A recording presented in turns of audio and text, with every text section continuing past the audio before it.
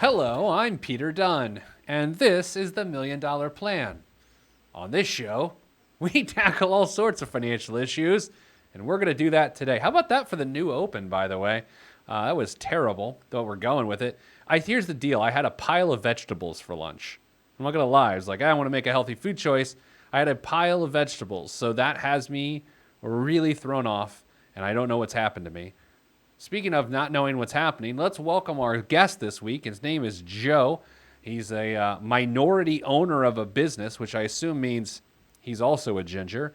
And he's trying to decide what his retirement path looks like because he and his wife are both working. She eventually wants to stay home, and he joins us now. We've been talking about him like he's not here, and he is here. Hello, Joe.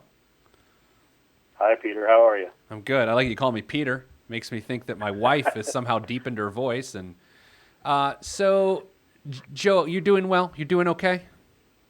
I'm doing pretty good today. What do you have for lunch? Oh, I haven't had lunch yet. Oh, which means you're on the West Coast, doesn't it? It sure does. All right, excellent. So what's the deal? All right, so you got a business. You're a partner in the business. You and your wife are doing fine financially. But what now? What's going on?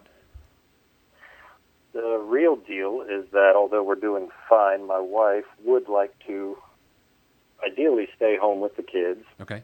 And retire early. So whatever retire early means. So for us, that means trying to set a realistic retirement number. Okay. And based on that number, what age she and myself could retire at. Okay. How old are the both of you right now? I am 39 and she is 34. Okay, so she is much younger. I mean, much younger. Like significantly. Almost creepy. No, I'm just kidding. Okay, so she's younger, and like when you guys talk about a retirement age, like what age keeps popping up? Well, for her, it's as soon as possible. Okay. For me, that's the question is. I know that 67 is full retirement age. I would love to not work to that if I don't have to. I would love to be in my early 60s if possible. Okay. But I have a hard time setting a realistic number and really knowing how to budget for retirement. All right, well, let's do it. That's why you're here. Nicole, let's take a look at some of the numbers here. Joe is 39 years old. I'm going to do this like, what's the Love Connection? Nicole, you aren't old enough to have seen the Love Connection, are you? I think I know what you're talking about, though. Someone in the office made an Alex P. Keaton reference today, and you had no idea what the hell we were talking about. Yeah, it went right over my head. All right, so here's the low. Joe's 39 years old. His gross annual income is $180,000. His net monthly income is right at the tick of $9,100. Long-term savings, $252,000. Monthly 401k contributions, $2,800 a month. And his savings account balance is $50,000. Joe, is most of that accurate? That's pretty close to accurate. Okay, good. Sometimes I mess up. All right, so bring that back up, Nicole. You're please, ma'am. You're at $180,000 of income. If your wife stops working, if she retires early, if that's what we're calling that, how much goes away? About 80,000. Okay. So that takes is she maxing out her 401k right now?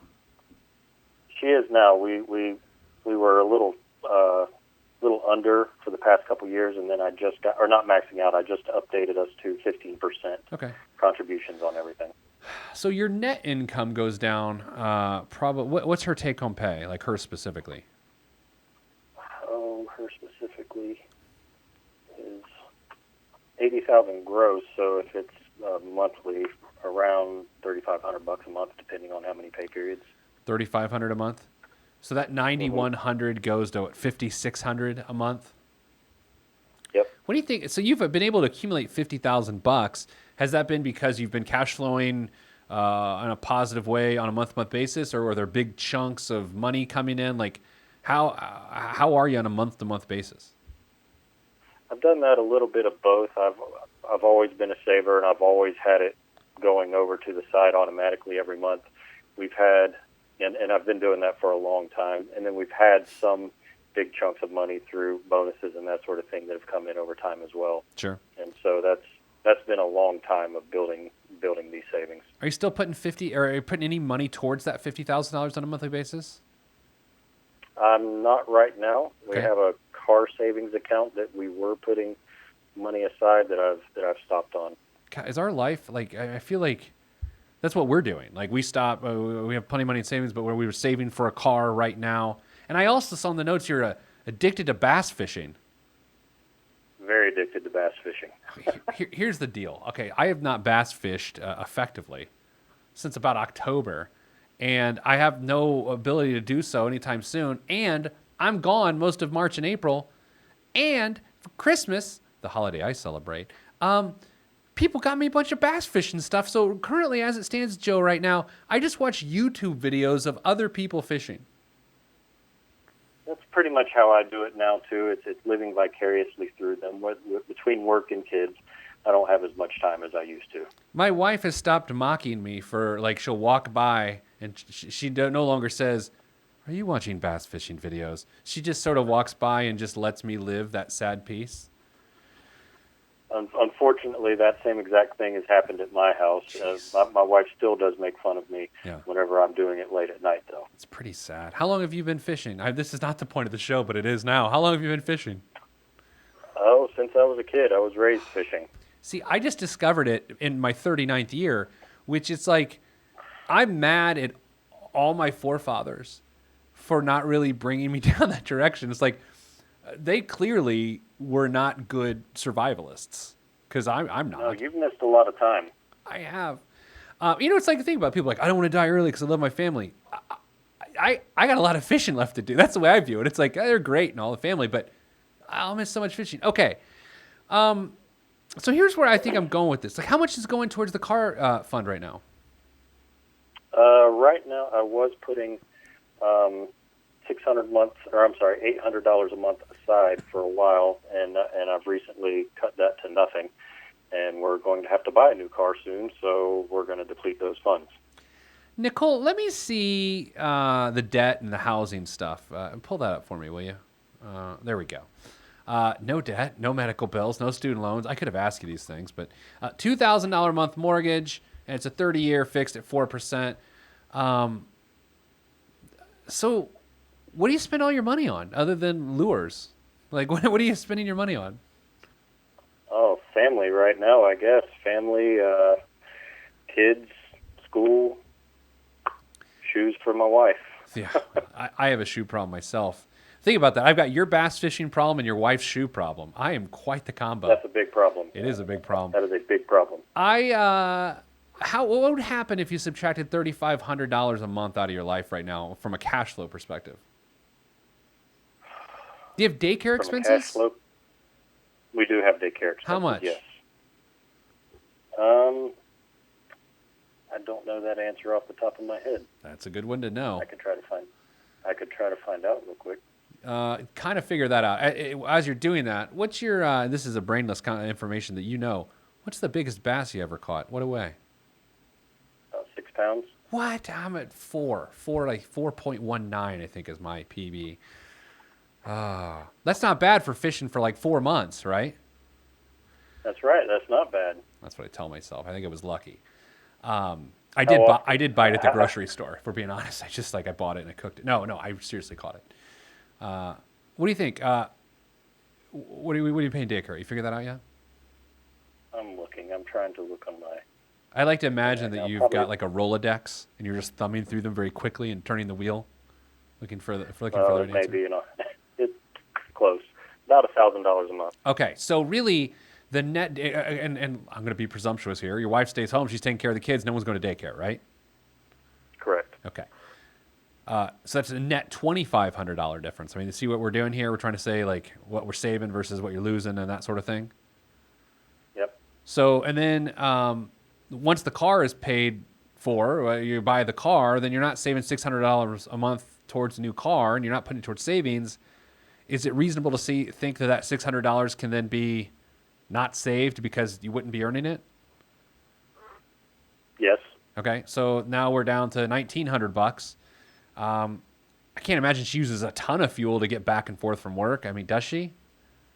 No. Okay. What other expenses can eliminate? Does she eat out for lunch every day at like Fogo de Chao, like a $39 lunch every day? No, we try to keep it. We try to keep it pretty tight on on going out too much. You ever go to one of those Brazilian steakhouses and just get overwhelmed by the amount of meat? I love it. It's one of my favorite things.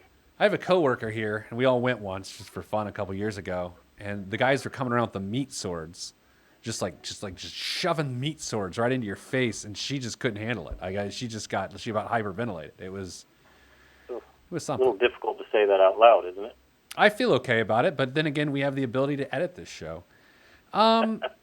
So we're at 1900. What else can go? Can anything else go that's like easy that goes to make the numbers work? Easy.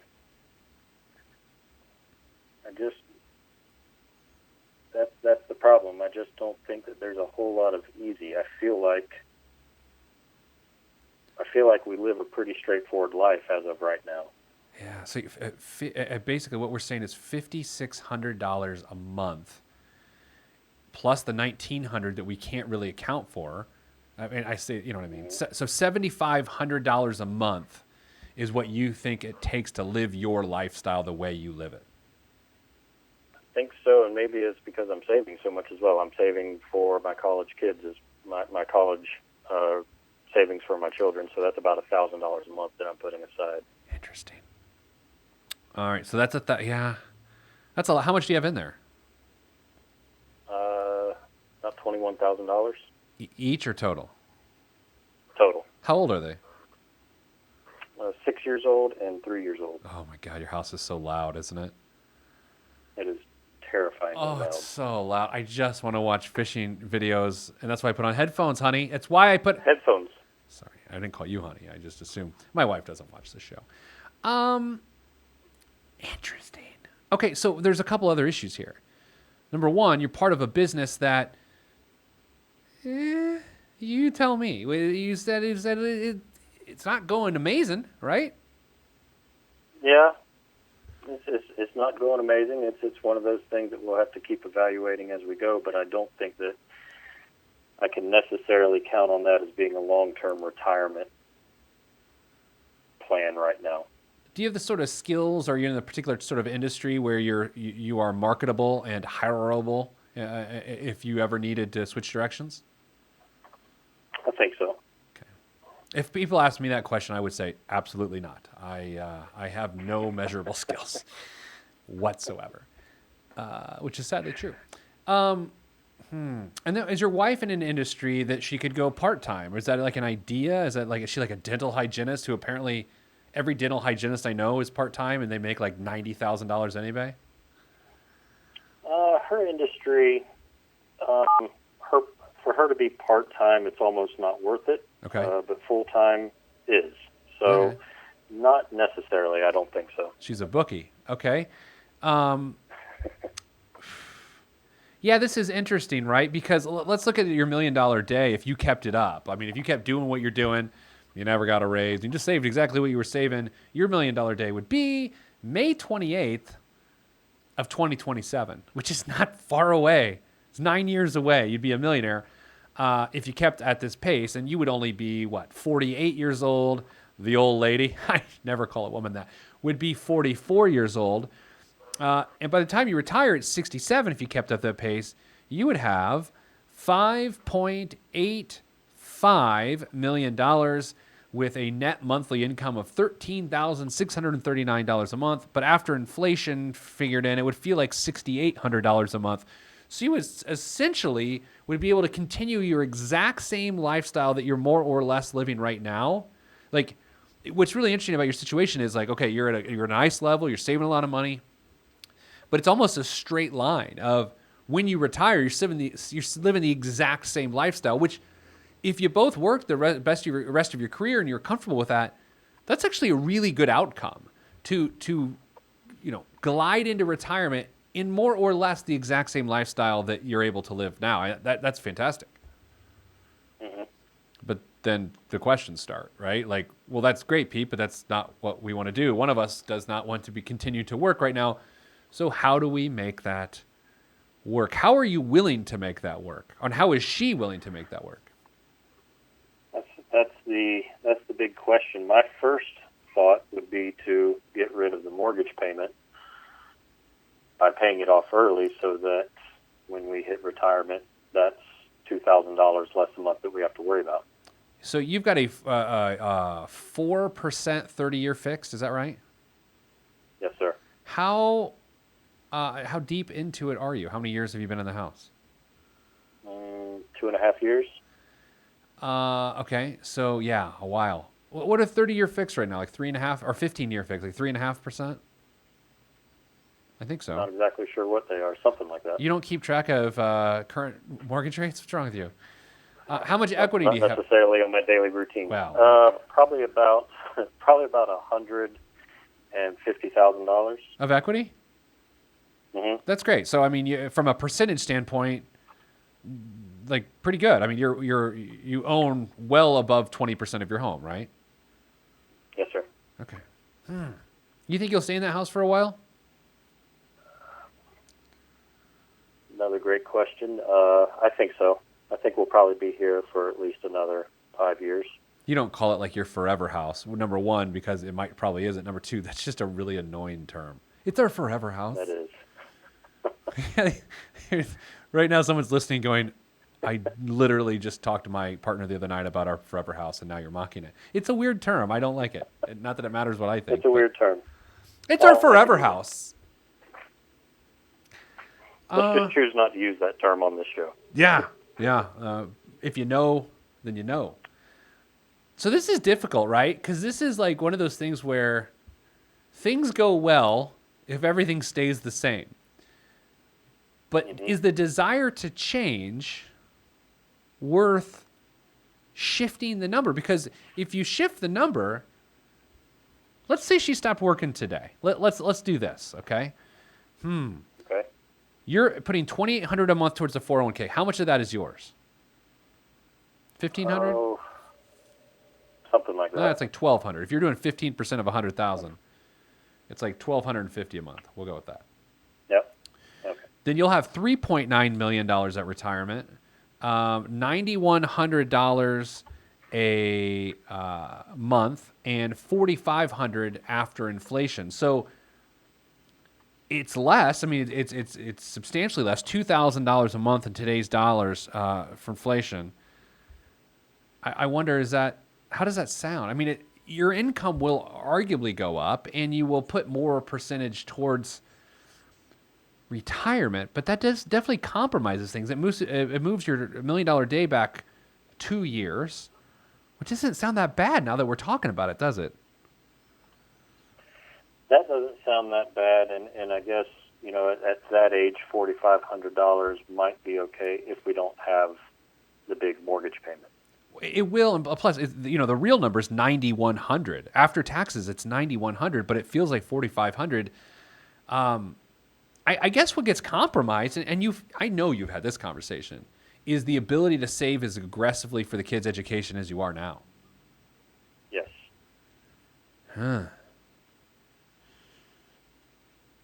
I don't know if Nicole, bring up his house payment again, please. I could just ask you, Joe. I'm in the mood to read right now. Okay, it's your house payment's $2,000 a month. You're $9,100 a month of income. So you're at about what, 30%, close to 30% of your take-home pay going towards housing, which isn't crazy. I mean, do you live in an expensive area?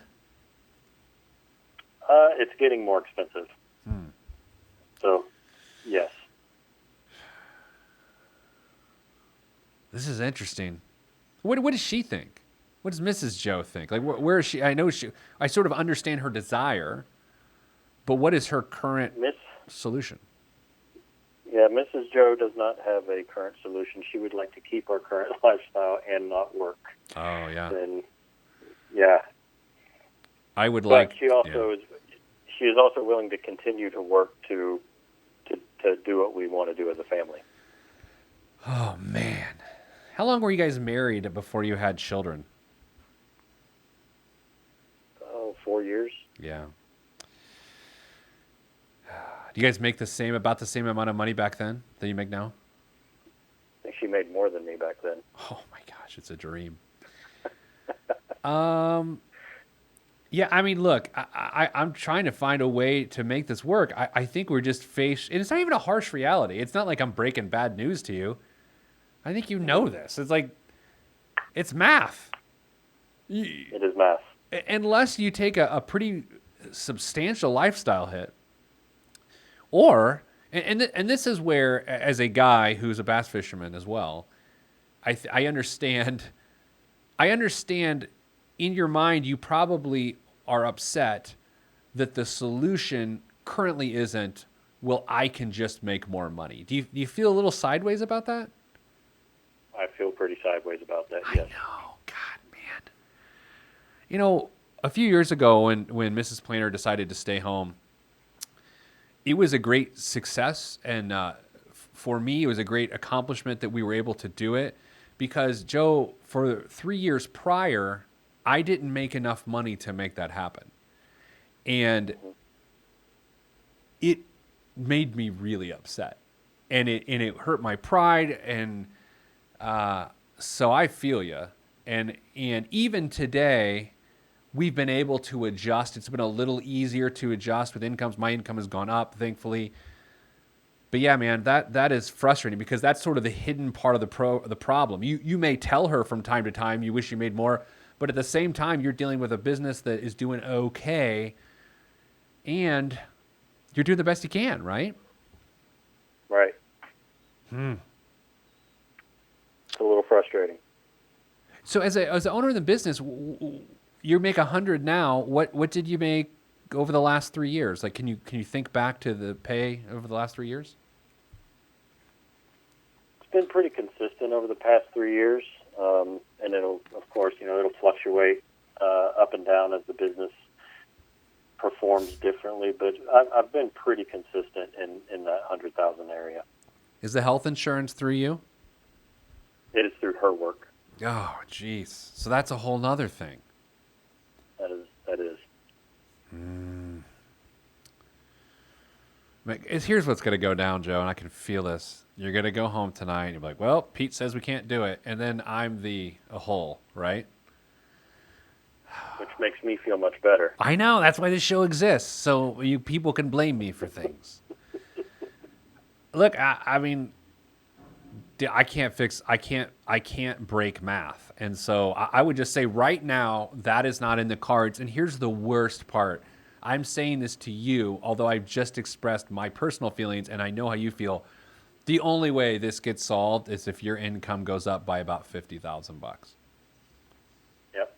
But I would also say you don't actually have a problem. You have a good problem. Mm-hmm.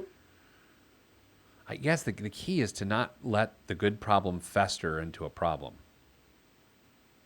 I would agree. And I guess the plan is if I get my income to go up over time and then still thinking 5 to 10 years out of being able to have her stop, we'll already be in a better situation by then anyways of having the kids' college savings kind of taken care of.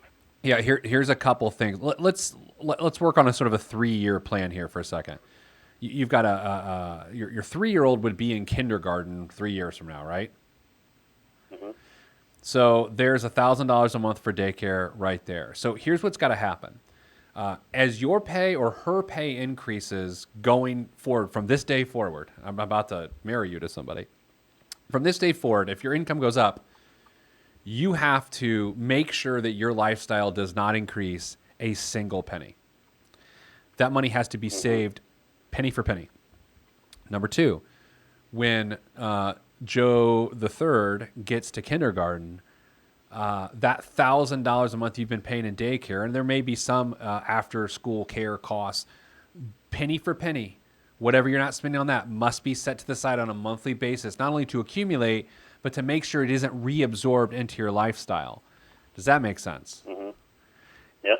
And over the 3 years, I would think one way or another, your career path starts to become enlightened, right? I mean, you start to know what's going to happen. And that could include potentially maybe having health care at some point because of that. Mm-hmm. Absolutely. So I think you can rest and say assured that over the next 3 years, probably she's not going to be able to stay home. And I think that's comfort to a degree, because then you quit playing the guessing game and what if. It's just not in the cards, at least for the next 3 years. Damn it, I wish I could solve this. I wish you could too. Wonder if I like you would have. said, math is math. Wonder if I would have eaten meat today. If that would have helped, because I just had vegetables. Oh, man. That's sad. We'll never know. We'll never know. Do you have life insurance? I do have life insurance. How much? I have 500,000 on myself and 500,000 on my wife. So it's probably not enough on you. You know? I'm in the process right now of getting that pushed up to $1 million. Okay, there we go. There's the number. You guys got a will? We do have a will. That's good. But back to the life insurance question. I know you've answered this question 1,000 times. I don't mind. I am being pitched on the permanent life insurance policies right now as the quote-unquote investment option. Yeah. And leaving a legacy. My idea has always just steer clear of those types of things, but I guess just wanted to hear your quick opinion on that. You know, I'll give you an answer. I'm going to start my answer, and it's going to sound like I'm not going to give you an answer, so just stick with it. Don't hang up on me. Like, if you got hit by a meteor right now, or like North Korea got after it, you'd never hear the answer, and so that'd be bad, so just hang tight. Okay. So I'm not the person that says permanent life insurance is bad. I just, it has its place. I don't think it has its place for you as it stands now, because it would require a pretty significant monthly premium to insure the additional $500,000, which means you're becoming more dependent on your income. You've got less margin, less discretionary income to mess with, which makes it harder for your wife to stay home. If you were making twice the amount of money you were, or 3 times the amount of money you were, you've maxed out your 401ks, you're maxing out all these different things, and you want an additional type of tax shelter for the future, yeah, sure, that's fine. But dude, if I were you, no way. No way. But again, that's not to suggest they're all bad. It's just I would not, if I was your financial advisor, I would definitely not recommend that. Okay, no, that's kind of what I was already thinking anyways. That's a good question, though. What else? Any other? I'd say I'd answer bass fishing questions, but I know nothing. I literally know nothing. Every time I catch a fish, it is complete luck, zero skill. But can I answer any fishing questions for you? I don't think so. Do you have any fishing questions for me? I have all day. I mean, like, look, here's the problem, though. If I start asking them, people switch off the podcast. I had someone ask the other day if they wanted to, if they could advertise on our podcast. And we were like, oh, sure, we hear our rates or whatever. They're like, all right, we want to put a 7-minute clip of our podcast in the middle of your podcast. And it's sort of a hard no.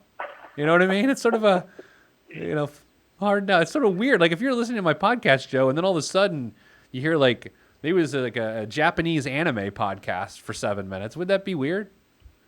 That'd be a little weird. I'd probably change. But if it was a 7-minute bass fishing podcast, it's like you found gold. I would turn it up. Let me see if I have any bass fishing questions for you. Do you have a boat?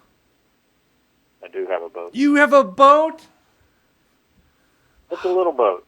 It doesn't matter. The size doesn't matter. It's the ocean of the... Never mind. I got it. I've never been on a fishing boat. Ever. I fish on a shore. That doesn't make sense. No, I know. How can you be addicted to bass fishing and never been on a boat? I fish in Carmel retention ponds. In Carmel, Indiana is sort of a ritzy community.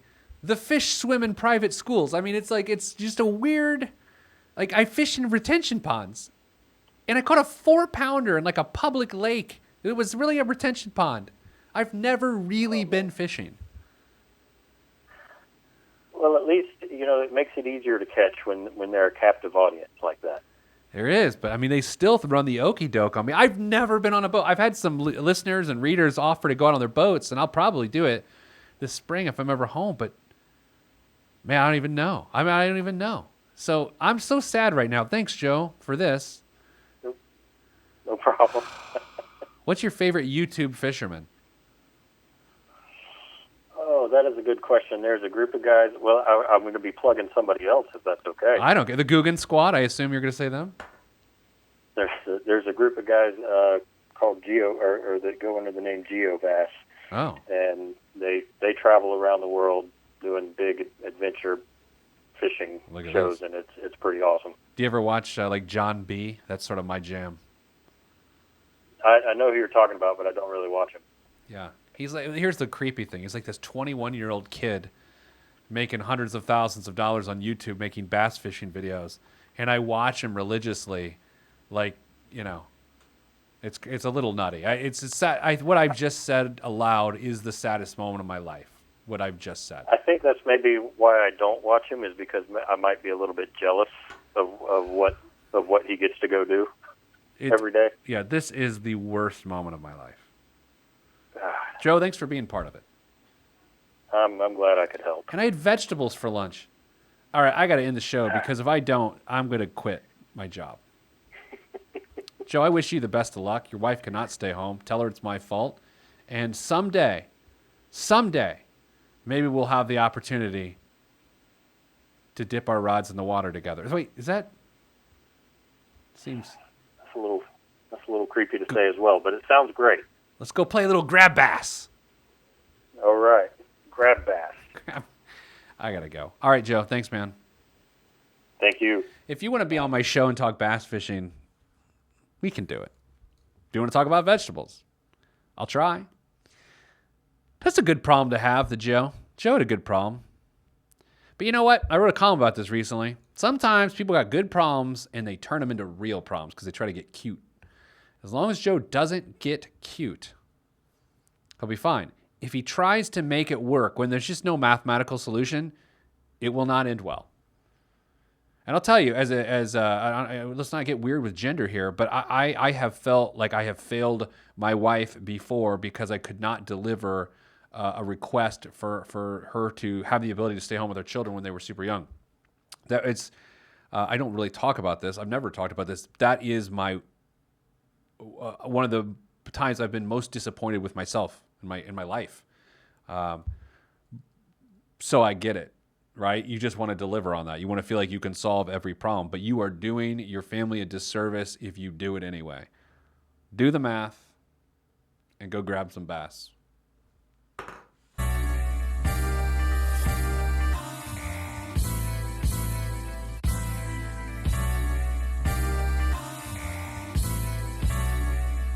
This is where I came from. Planet Lovetron, where we drop love bombs, funk missiles, and live in soul shelters. No helter-skelter. The heat don't swelter because everybody stays cool. Left many moons ago to bring the philosophies of my ancestors to another place, God. Picked the third rock, gave me to my earth family, and told me to create, and so I am. Pen in my hand, microphone on the stand. Over vinyl, I command and demand. Magnificence in an instance, I can make you dance, cry, or love. Fly as a dove, released from Everest.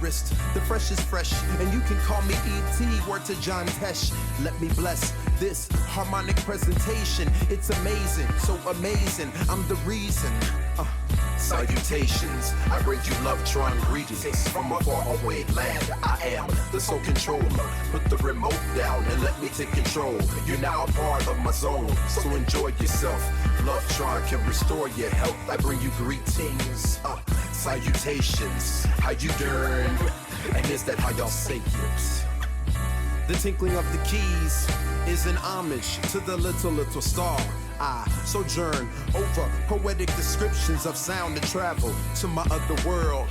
Out of this world, spaceship on my arm took me home, fueled by the ink and the megabytes and the hypertext transfer protocol, stronger than the Skynet and the Terminator. I push faders into warp speed, glide with ease, creating a breeze they call a black hole. Event horizon, no rear view concerns.